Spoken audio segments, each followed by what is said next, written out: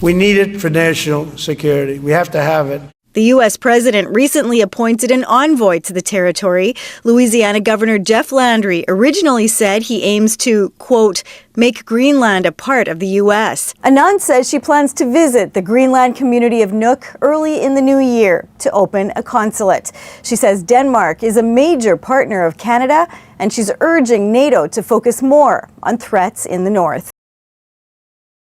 Canada has just stepped into the Arctic debate with a clarity and conviction that caught Washington off guard. At the very moment a Trump-aligned U.S. official tried to revive the notion of absorbing Greenland into the American sphere, Ottawa responded with something far more powerful than outrage, a firm, unmistakable reaffirmation that Greenland's sovereignty is not up for negotiation. Canada didn't whisper it. Canada didn't hedge. Canada said it straight. And in doing so, Canada positioned itself as the responsible Arctic power, the one capable of leadership when others stumble into theatrics. This is the moment Canada draws a bright line in the snow. The Arctic is not a playground for geopolitical fantasies. It is a region with real people, real sovereignty, and real stakes. The controversy began when Louisiana Governor Jeff Landry, recently elevated by President Donald Trump to serve as an unofficial envoy to Greenland, declared that his goal was to make Greenland a part of the United States. The remark spiraled instantly, even after he tried to soften the message. We don't go in there trying to conquer anybody, trying to, take over anybody's country. We say, listen, we represent liberty. We represent economic strength. We represent protection. The damage was done. Denmark, which governs Greenland as part of the Kingdom of Denmark, summoned the U.S. ambassador to demand an explanation. Greenlandic leaders expressed shock and frustration, and observers noted something extraordinary. For the first time in recent memory, many Greenlanders felt more threatened by the United States than by China or Russia. Into this diplomatic storm stepped Canada. Foreign Affairs Minister Anita Anand announced that she had spoken directly with her Danish counterpart to reaffirm Canada's full support for Denmark's sovereignty and for Greenland's right to self-governance. She made the message even clearer by stating that Arctic security is a core Canadian priority, and then she added a decisive move. She will travel to Nuuk early next year to open a permanent Canadian consulate there, the most meaningful expansion of Canadian diplomatic presence in the Arctic in years. While Washington scrambled to explain a controversy of its own creation, Ottawa delivered a coherent position rooted in stability, sovereignty, and respect. This Arctic flare-up did not appear out of nowhere. It fits a familiar pattern in Trump-era foreign policy, where bold declarations are made without regard to diplomatic consequences. In 2019, Trump floated the idea of buying Greenland outright. That suggestion was dismissed immediately. But in 2025, during Trump's second term, the idea has come back with more ideological weight and more potential for real damage. What happened this week mirrored the same sequence, a provocative American statement followed by alarm among allies, and finally a vacuum of leadership. But this time, rather than waiting for a rescue from European institutions or NATO bureaucracy, Canada filled the gap. Ottawa didn't simply offer reassurance, it stepped forward with a tangible strategy, affirming sovereignty, strengthening Denmark's position, and expanding Canada's northern footprint. This is where the shift becomes clear. Washington ignited the crisis, Canada contained it. Arctic politics are no longer symbolic. They involve critical minerals, emerging shipping routes, military positioning, and enormous economic potential. They also involve long-standing relationships between indigenous communities, northern governments, and national administrations. Under Prime Minister Mark Carney, Canada has embraced a more deliberate Arctic identity. Ottawa views the North as a strategic region that requires consistent diplomacy, reliable partnerships, and a rules-based framework. By moving swiftly to back Greenland and Denmark, Canada reinforced the most important principle in northern governance. Borders and sovereignty are not bargaining chips. The decision to open a consulate in Nuuk signals something deeper. It demonstrates that Canada intends to be present, not occasionally, not ceremonially, but structurally. It anchors Canadian influence where it matters most and builds trust with Greenlandic institutions at a time when Arctic security is becoming a defining issue of the decade. While the U.S. projected confusion and unilateral ambition, Canada projected seriousness and continuity. The contrast could not be sharper. Denmark's response to the U.S. envoy was swift and uncompromising. Greenland is part of the Danish realm unless and until Greenlanders choose otherwise, and any external attempt to alter that reality violates the principles that underpin Arctic cooperation. Canada understood this immediately and aligned itself with Denmark not out of convenience but out of principle. By doing so, Canada strengthened its credibility as a defender of the Northern rules-based order. It signaled to allies that Ottawa can be counted on, not only when Canadian interests are at stake, but when Northern stability itself is in question. Greenland's voice also matters in this equation.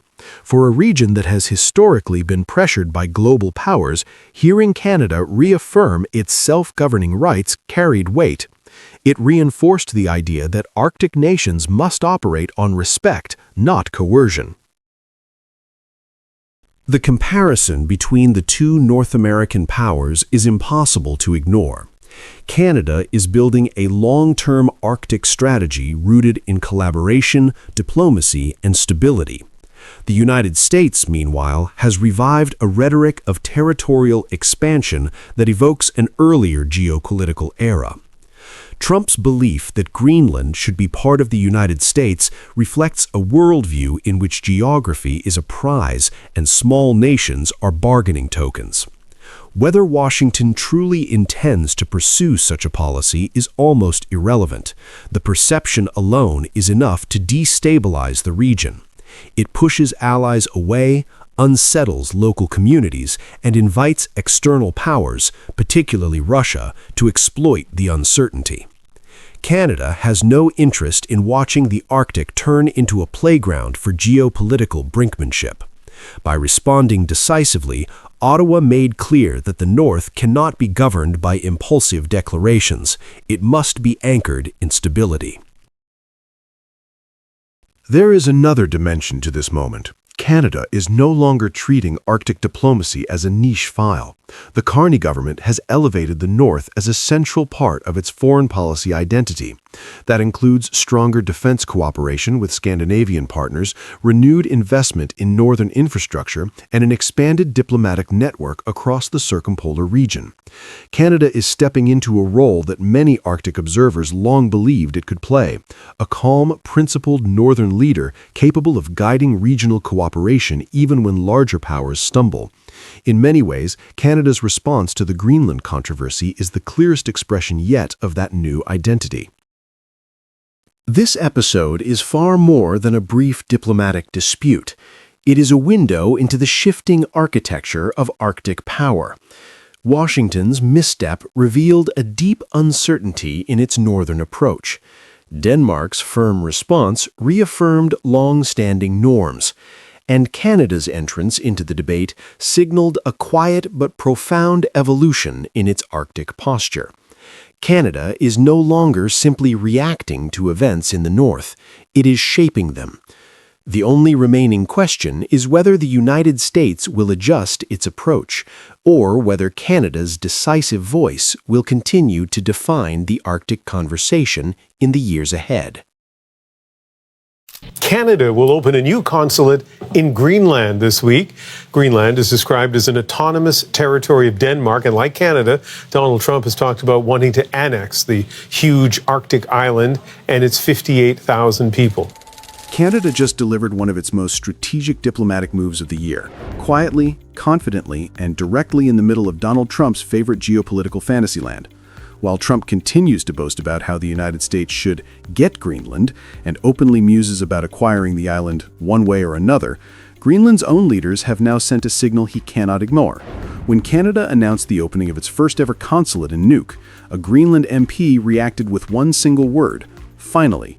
And with that, the Arctic power game shifted. Well, our first reaction was finally, because for a long time, our cousins, families, our kins from Canada and Alaska as well, the consulate is another step in collaboration between the Greenlandic people and the Canadians. Foreign Affairs Minister Anita Anand traveled to Nuuk this week to launch what appears to be a new era in Canada-Greenland relations.